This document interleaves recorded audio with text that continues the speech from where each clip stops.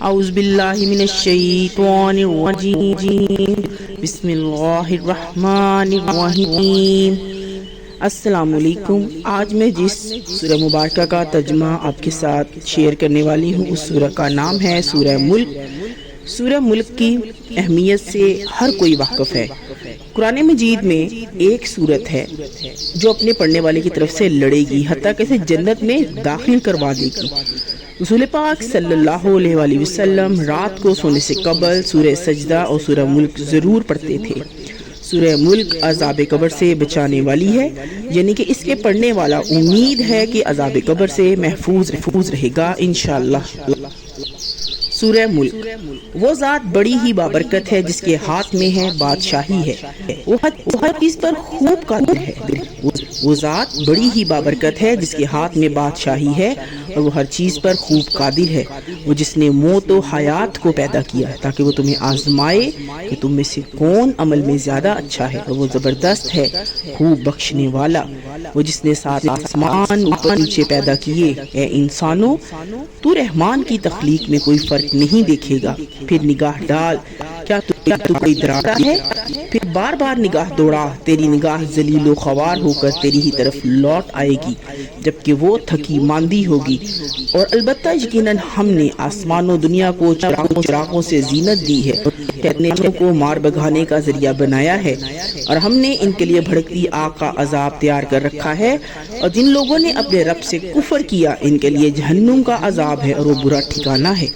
جب وہ اس میں ڈالے جائیں گے تو اس کی دھاڑ سنیں گے اور وہ جوش قریب ہے کہ وہ غیظ و غضب سے پھٹ پڑے۔ جب بھی کوئی گروہ اس میں ڈالا جائے گا اس کے دروغے ان سے پوچھیں گے کیا تمہارے پاس کوئی ڈرانے والا نہیں آیا تھا؟ وہ کہیں گے کیوں نہیں، یقیناً ڈرانے والا ہمارے پاس آیا تھا، چنانچہ ہم نے اس ڈرانے والے کی تکذیب کی اور ہم نے کہا کہ اللہ نے کسی پر کچھ بھی نہیں اتارا، تم تو بہت بڑی گمراہی میں ہو۔ اور وہ کہیں گے کاش ہم سنتے یا سمجھتے ہوتے تو ہم دوزخ والوں میں نہ ہوتے۔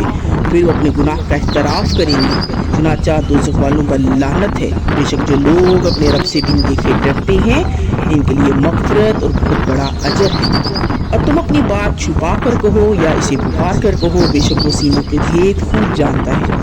بھلا وہ نہ جانے گا جس نے سب کو پیدا کیا، اور وہی باریک بین بہت باخبر ہے۔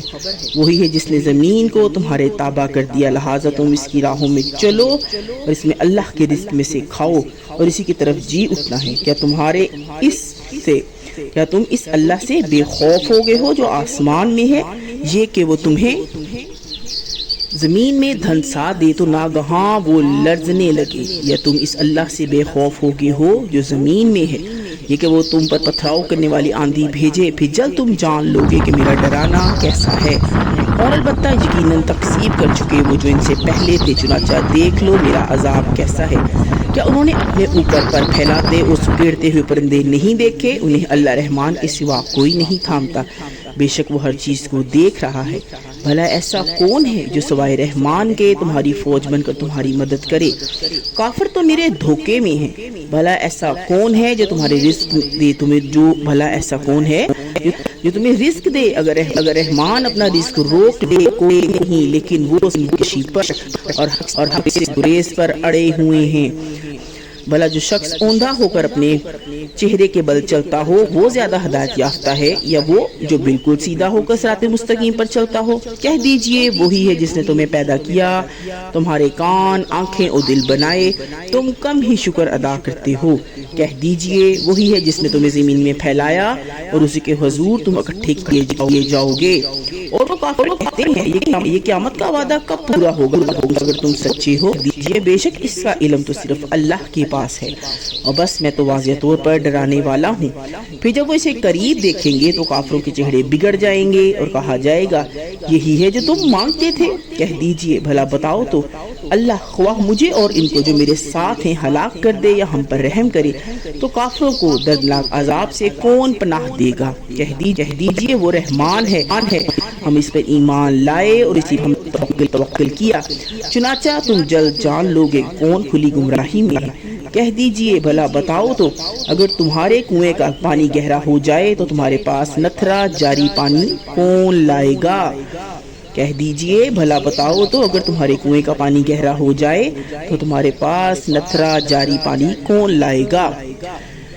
میرے چینل کو اس طرح کی مزید ویڈیو دیکھنے کے لیے پلیز میرے چینل کو لائک کریں، سبسکرائب کریں، شیئر کریں، کومنٹ کریں۔ میں اس طرح کی مزید ویڈیو آپ کے لیے انشاءاللہ لاتی رہوں گی۔ السلام علیکم ورحمۃ اللہ۔